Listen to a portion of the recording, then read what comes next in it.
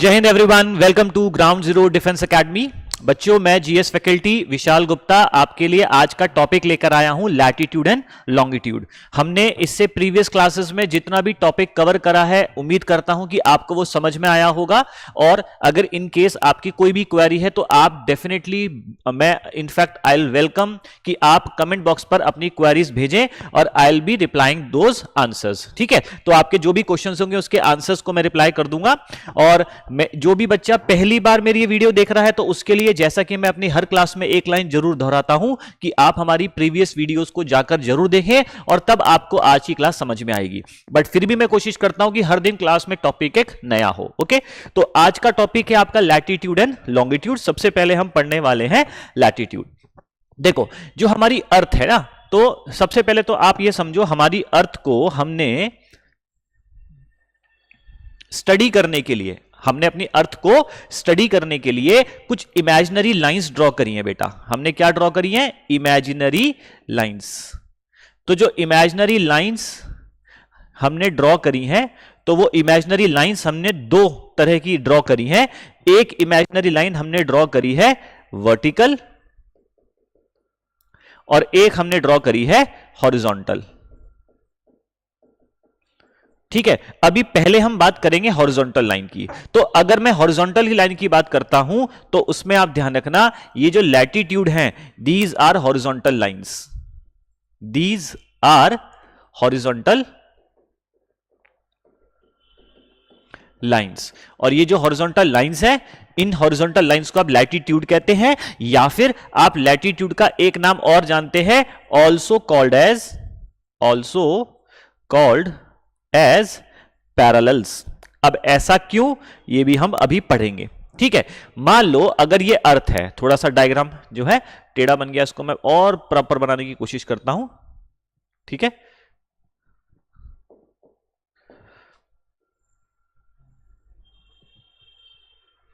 ठीक है, तो ये आपका थोड़ा सा रफ डायग्राम मैंने यहां पर ट्राई किया है बनाने के लिए। अब यहां पर हॉरिजॉन्टल लाइंस जब हम ड्रॉ करते हैं तो देखो, ये आपका हॉरिजॉन्टल लाइंस। अभी ध्यान रखना, बहुत रफ डायग्राम बना रहा हूं मैं, इसका एक्चुअल भी बताऊंगा कि एक्चुअल में ये है कैसा। ठीक है,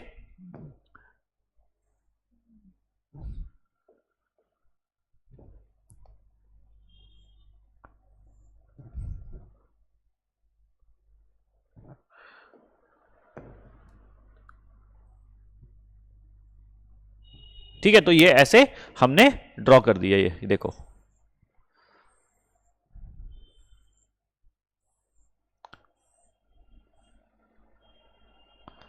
तो ये आपने हॉरिजॉन्टल लाइंस बनाई। अब ये जो हॉरिजॉन्टल लाइंस आपकी बनी है, इन्हीं हॉरिजॉन्टल लाइंस को हमने लैटिट्यूड बोला या इनको पैरेलल्स बोला।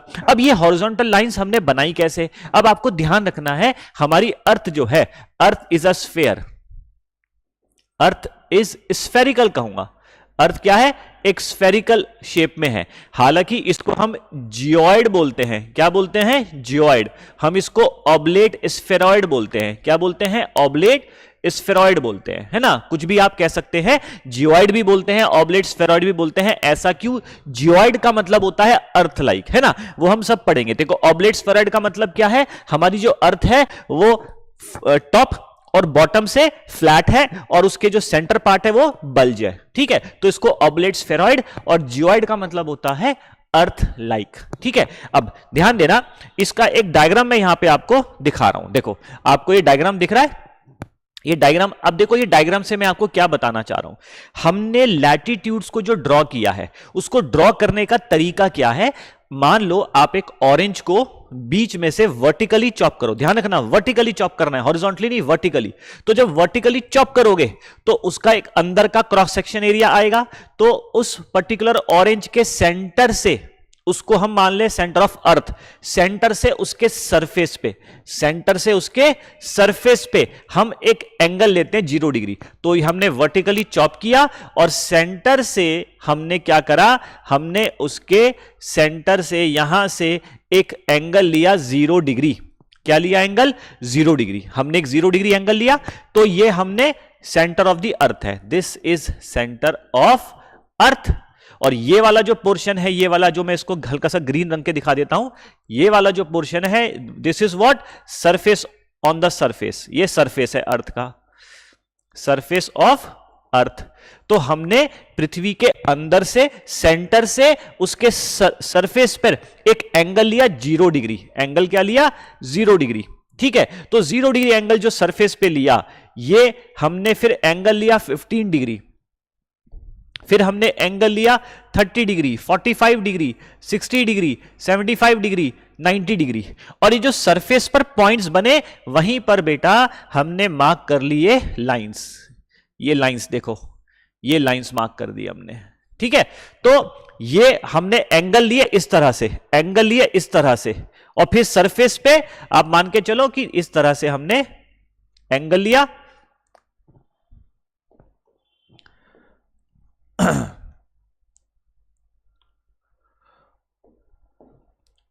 एंगल ले लिया हमने, देखो ये एंगल लिए, ओके, और फिर हमने वहां पर लाइंस मार्क करी। देख रहे हो आप, ये लाइंस मार्क करी। तो ये जो हॉरिजॉन्टल लाइंस हमने बनाई है, उसका हमने क्या लिया? हमने एक एंगुलर मेजरमेंट लिया है from the centre of the earth. तो हम कह सकता हूं we have taken an angular measurement from the centre of the earth. हमने अर्थ के सेंटर से एंगुलर मेजरमेंट लिया on the surface, on the surface, ध्यान रखना। ठीक है, और वो जो मेजरमेंट लिया हमने, वो पॉइंट से हमने जो लाइंस बनाई, वो हमारी कहलाई लैटिट्यूड्स। ठीक है, अब ये अगर हमने 0 डिग्री माना है, तो ये एक लाइन है। अब इसके ऊपर नॉर्थ है और इसके नीचे साउथ है। तो जब हम एक लैटिट्यूड को ऐसे बना देते हैं, तो अगला लैटिट्यूड इसके ऊपर और नीचे ही तो बनेगा। तो यानी कि we will move in the northern hemisphere and we will move in southern hemisphere. कोई भी लैटिट्यूड को जब आप ड्रॉ करते हैं, तो जब लैटिट्यूड्स में आप मूव करेंगे, इक्वेटर से नॉर्थ में या इक्वेटर से साउथ में, तो you are moving in north and south direction. ध्यान रखना, इन लैटिट्यूड्स, यहां मैं मेंशन कर देता हूं पहला point, in latitudes we move in north and south direction, है ना। हम नॉर्थ और साउथ डायरेक्शन में मूव करते हैं, इजंट इट। एग्जाम्पल के लिए आप कह सकते हैं, एक लैटिट्यूड आपने ऐसा बना दिया, तो अगला लैटिट्यूड आप इसके ऊपर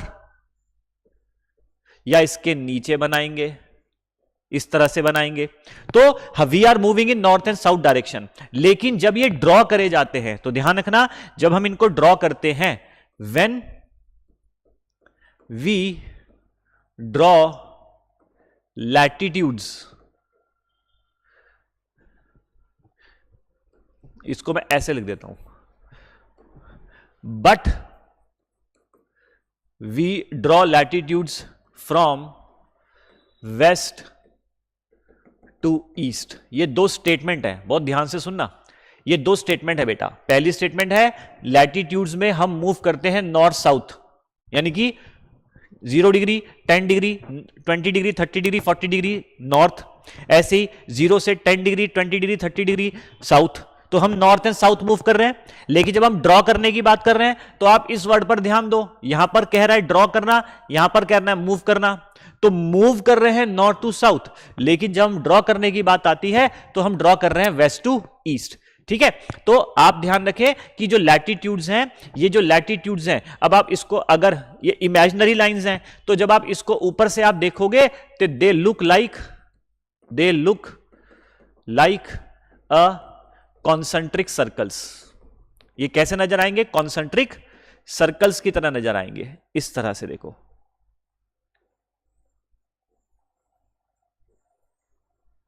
ठीक है, इस तरह से कॉन्सेंट्रिक सर्कल्स की तरह नजर आएंगे। थोड़ा सा मेजरमेंट हो सकता है कि ड्रॉ करने में मेजरमेंट कुछ और आए।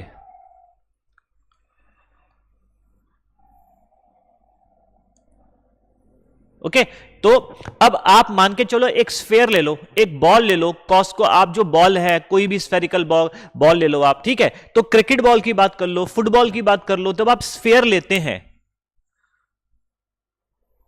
तो स्फेयर में क्या होता है, यहां पे एक्चुअली में अगर आप देखें तो कुछ इस तरह का एक सर्कल बनेगा, इस तरह का एक सर्कल बनेगा, क्योंकि एक बॉल में आप कंप्लीट हॉरिजॉन्टल लाइन जो बनाओगे वो एक सर्कल ही, तो सर्कल का तो फॉर्मेशन लेगी। तो एक्चुअली में जब ये हॉरिजॉन्टल लाइन बनेगी तो ये उधर की साइड से भी घूम करके एक कंप्लीट सर्कल बनाएगी। तो मैं कह सकता हूं एक पॉइंट हमारे पास आ गया, latitudes makes a complete circle. ठीक है, लैटिट्यूड्स क्या करते हैं, ये कंप्लीट सर्कल बना रहे हैं। क्योंकि लैटिट्यूड्स कैसे हैं, ये देखो यहां पर भी हम ड्रॉ करें तो लैटिट्यूड्स कुछ इस तरह से हैं। ओके, थोड़ा सा और मैं बेहतर इसको बना देता हूं।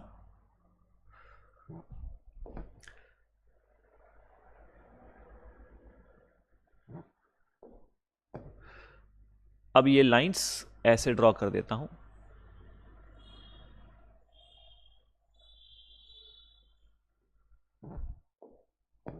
ये देखो, ठीक है। तो ये जो लैटिट्यूड्स हैं, ये जो हॉरिजॉन्टल लाइंस हैं, ऑब्वियस ही बात है हमारी अर्थ एक स्फीयर है। अगर हमारी अर्थ फ्लैट होती तो लाइन ऐसे बनती, लेकिन हमारी अर्थ स्फेरिकल है, तो जो भी लाइन इस पे जाएगी वो कर्व शेप में जाएगी। कैसे जाएगी, कर्व शेप में, सीधी नहीं जाएगी। ये जो हॉरिजॉन्टल लाइंस है वो सीधी नहीं है, वो कर्व शेप में जाएगी, क्योंकि हमारी अर्थ स्फेरिकल है। तो जब स्फेरिकल ऑब्जेक्ट में आप लाइन बनाओगे तो वो कर्व शेप में आएगी। तो हमें दिखने में ये स्ट्रेट लाइन दिख रही है, स्ट्रेट है ना, लेकिन एक्चुअली में ये कर्व शेप में है। तो ये जो लाइन हमारी हॉरिजॉन्टल बन रही है, ये क्या बना रही है, ये कंप्लीट सर्कल बना रही है। क्या बना रही है, कंप्लीट सर्कल बना रही है। और इन कंप्लीट सर्कल में आप एक चीज नोट करना, जब आप हमारे इस अर्थ के सेंटर से, इक्वेटर से ऊपर नीचे जाओगे तो सर्कल क्या जो है वो डिक्रीज होने शुरू हो जाएंगे। तो मैं यहां पर एक पॉइंट लिख सकता हूं, these circle decreases from equator to pole. Equator से पोल की तरफ ये सर्कल क्या कर रहे हैं, डिक्रीज कर रहे हैं। और इसलिए हम कह सकते हैं जो हमने यहां पर एंगल लिया, ये जो हमने 0 डिग्री एंगल लिया था, तो 0 डिग्री एंगल पे जो लैटिट्यूड बना, इस लैटिट्यूड का हमने नाम दिया बेटा इक्वेटर। क्या नाम दिया, इक्वेटर। ऐसी 90 डिग्री पर जो बना तो उसको हमने नाम दिया 90 डिग्री नॉर्थ। ऐसे 90 डिग्री नीचे जो बना उसको हमने नाम दिया 90 डिग्री साउथ। तो 0 डिग्री पर बना उसे इक्वेटर बोला, 90 डिग्री पर बना 90 डिग्री नॉर्थ, 90 डिग्री नीचे बना 90 डिग्री साउथ।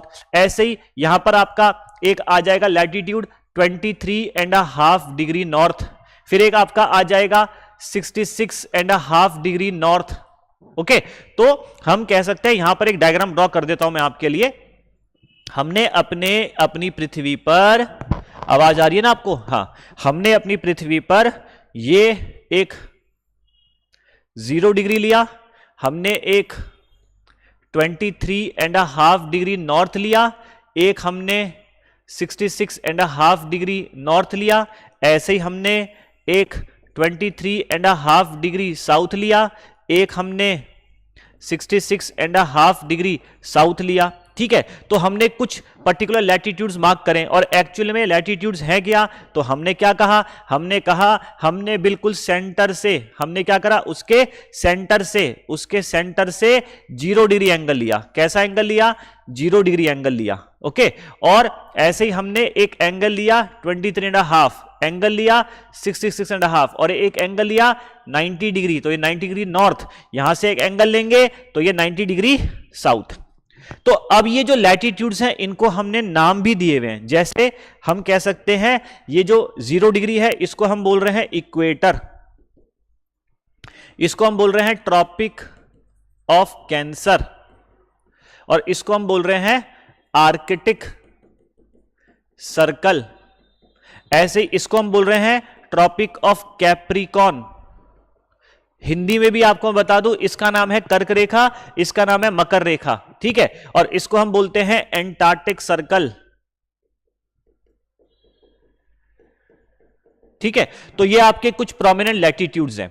अच्छा, इन लैटिट्यूड्स को हम क्या नाम देते हैं, तो लैटिट्यूड्स को मैंने बोला, लैटिट्यूड्स को हम पैरेलल्स भी बोलते हैं। इनको पैरेलल लाइंस भी कहा जाता है, ठीक है, ये ध्यान रखना। अब कोई आपसे पूछे कि हमने ये पैरेलल लाइंस, ये लैटिट्यूड्स बनाए कितने हैं, तो बहुत इजी है।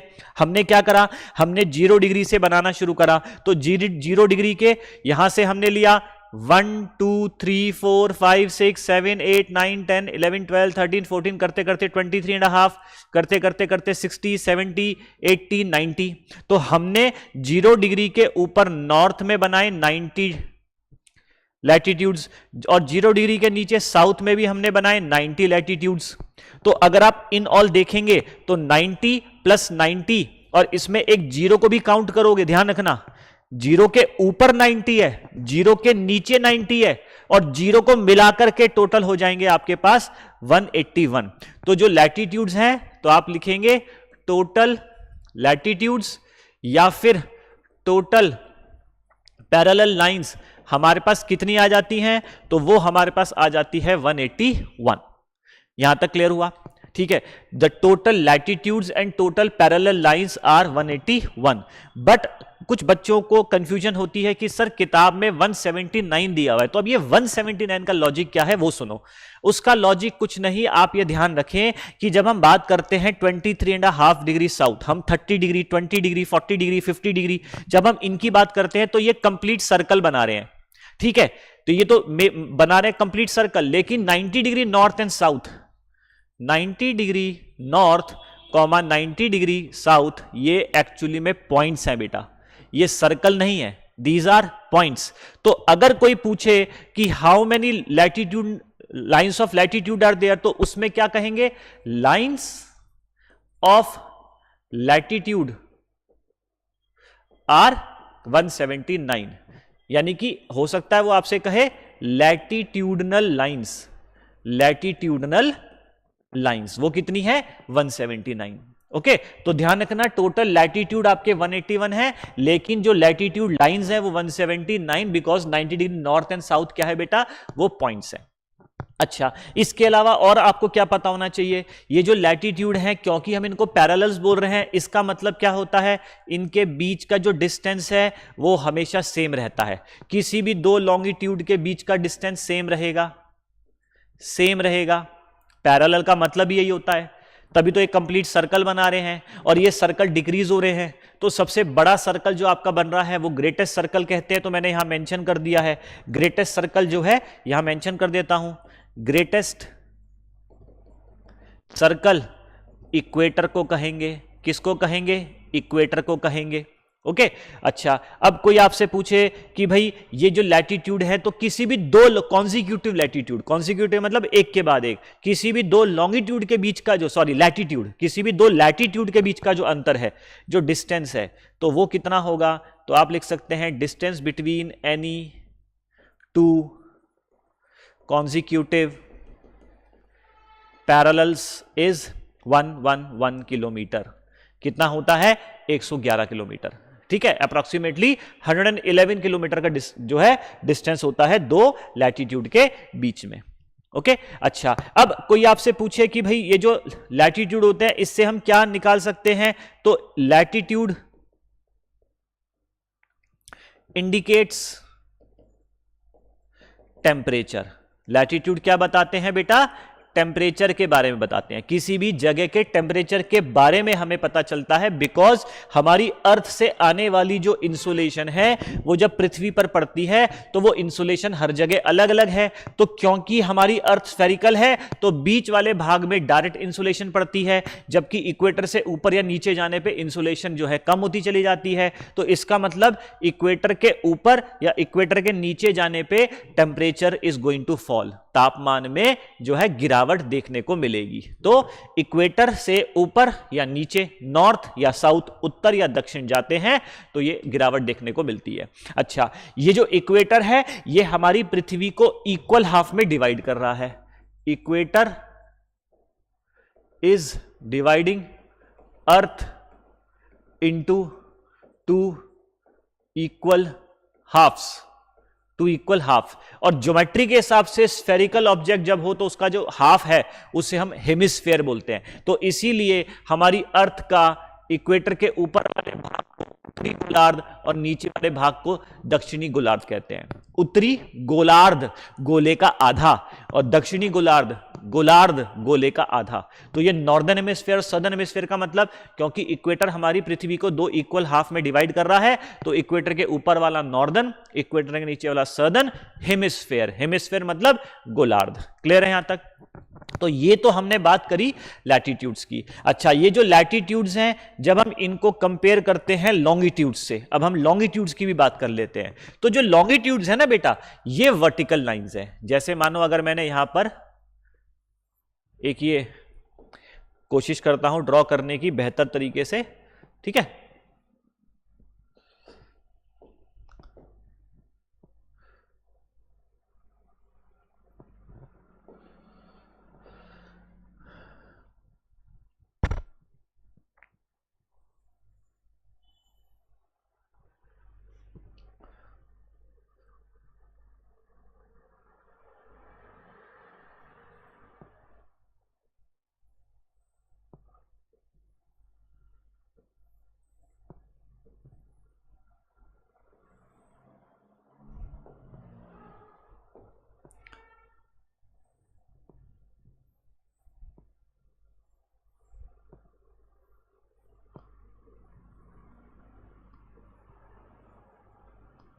तो अब आप देख पा रहे होंगे मैंने कुछ ये ड्रॉ किया है आपका। ओके, तो ये आपकी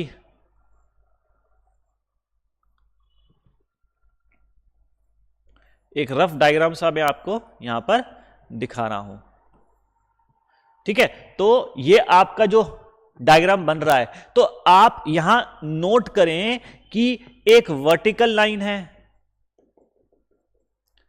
वर्टिकल लाइन है, और दूसरा एक हॉरिजॉन्टल लाइन है। क्या है बेटा? हॉरिजॉन्टल लाइन है। तो जो हॉरिजॉन्टल लाइन है उसको तो हमने पढ़ ही लिया, these horizontal lines are actually latitude, या फिर इसको हम क्या बोल रहे हैं? पैरेलल्स भी बोल रहे हैं। क्या बोल रहे हैं? पैरेलल्स।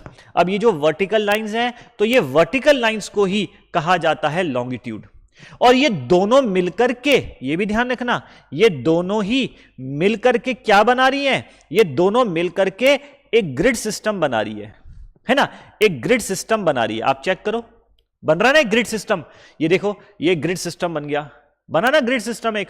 तो ये जो लैटिट्यूड और लॉन्गिट्यूड है, ये जो वर्टिकल और हॉरिजॉन्टल लाइंस हैं, आप ये भी ध्यान रखना, एक तो ये ग्रिड सिस्टम बना रही है और एक ये क्या बना रही है? ये perpendicular to each other, they are perpendicular to each other.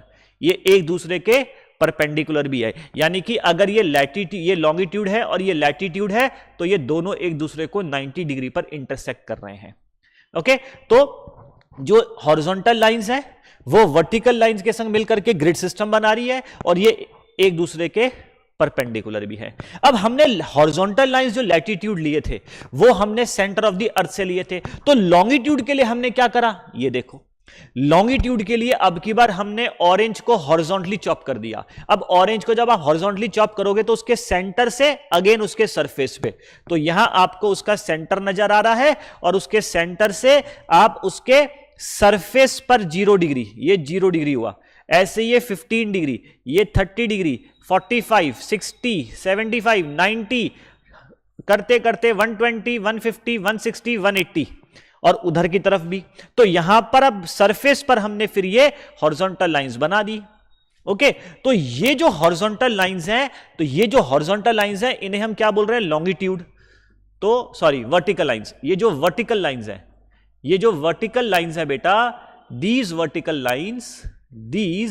Lines are called as longitude, या फिर इनको हम एक नाम और देते हैं मेरिडियन।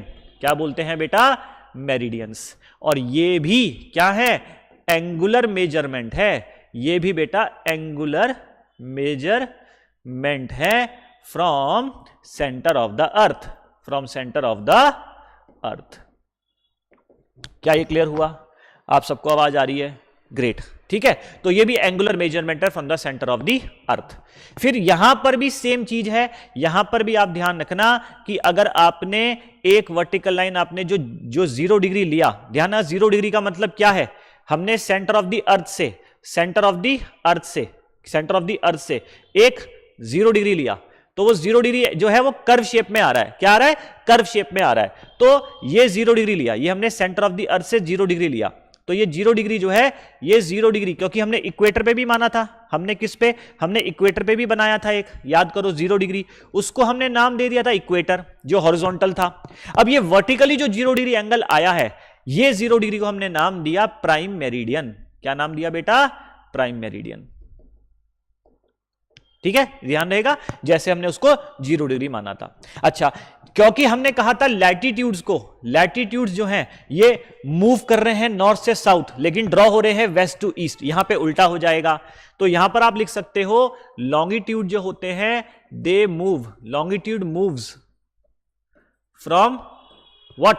अब लॉन्गिट्यूड में आपने एक लॉन्गिट्यूड ऐसा बना दिया, तो अब आप ईस्टर्न हेमिस्फेयर और वेस्टर्न हेमिस्फेयर की तरफ जाएंगे, मूव करेंगे। लेकिन इनको जब ड्रॉ किया जाएगा तो ये ड्रॉ कैसे किए जाते हैं? Drawn from north to south, इनको ड्रॉ किया जाता है नॉर्थ टू साउथ, लेकिन ये मूव करते हैं ईस्ट टू वेस्ट। क्योंकि एक लैटिट्यूड अगर मैंने बना दिया 0 डिग्री, तो अगला, सॉरी मैं बार बार हो सकता है शब्दों का वो हो रहा है, अगर मैंने एक लॉन्गिट्यूड बना दिया 0 डिग्री, तो अगला लॉन्गिट्यूड जो बनेगा वो इसके ईस्ट में बनेगा या वेस्ट में। तो 1 2 3 4 5 6 and so on, 1 2 3 4 5 6 and so on, ये सारे ईस्ट लॉन्गिट्यूड हैं, ये सारे ईस्ट लॉन्गिट्यूड हैं और ये सारे वेस्ट लॉन्गिट्यूड है। तो जब यहां पर मैंने लॉन्गिट्यूड्स बनाने शुरू करे तो यहां पर बने 180 लॉन्गिट्यूड, और इधर बनाने लगे तो 180 लॉन्गिट्यूड वेस्ट में भी बने। तो अब यहां पर टोटल लॉन्गिट्यूड की संख्या कितनी हो जाएगी? जैसे लैटिट्यूड में हमने गिना था 180 इधर, 180 इधर, प्लस 0 को भी गिनोगे तो टोटल लॉन्गिट्यूड की संख्या होनी चाहिए 361, पर ये 361 नहीं है। क्यों नहीं है? बिकॉज 180 डिग्री ईस्ट और वेस्ट का जो लॉन्गिट्यूड है वो कॉमन है, तो कॉमन होने की वजह से एक लॉन्गिट्यूड कम हो गया, तो टोटल लॉन्गिट्यूड की संख्या हो गई 360। तो बच्चों यहां तक आप मुझे बताएं, आपको समझ में आया होगा। आप इसको एक बार कंपेयर करो, जो मैंने लैटिट्यूड्स में सारी चीजें पढ़ाई, सारे पॉइंट्स आप पहले लैटिट्यूड्स के समझना, लैटिट्यूड के सारे पॉइंट समझना। आप लैटिट्यूड के जब आप सारे पॉइंट समझ लेंगे, उन्हीं पॉइंट्स को कंपेयर करना लॉन्गिट्यूड से, ठीक है, उन्हीं को लॉन्गिट्यूड से कंपेयर करना। देखो ये, ओके, इस तरह से देखो, ये देखो, ओके बेटा, ये ग्रिड सिस्टम बन रहा है नहीं बन रहा है? तो फिर लॉन्गिट्यूड में हम और भी चीज पढ़ेंगे, because longitude is very important, इसी से हम टाइम निकालना सीखने वाले हैं। ओके, तो अब इसी लैटिट्यूड और लॉन्गिट्यूड वाले चैप्टर को मैं अगली क्लास में भी कंटिन्यू करूंगा। फिलहाल एक बेसिक आइडिया आपको मैंने लैटिट्यूड और लॉन्गिट्यूड का दिया है, इसमें भी बहुत सारी चीजें बाकी हैं। लॉन्गिट्यूड के बीच का डिस्टेंस, लॉन्गिट्यूड क्या कंप्लीट सर्कल बनाते हैं नहीं बनाते हैं, किसी भी दो लॉन्गिट्यूड के बीच के एरिया को क्या बोलते हैं, लैटिट्यूड के बीच के एरिया को क्या बोलते हैं, एंड मैनी मोर थिंग्स। हम बहुत सारी चीजें इसमें पढ़ने वाले हैं नेक्स्ट क्लास में। ओके, जय हिंद। अगली क्लास तक के लिए आप सबको जय हिंद, एंड आप अपनी प्रिपरेशन हमारे संग ऐसे ही करते रहें। कोई भी क्वेरी है तो कमेंट बॉक्स पर डेफिनेटली आप हमें मेंशन करें। ओके बेटा, बाय।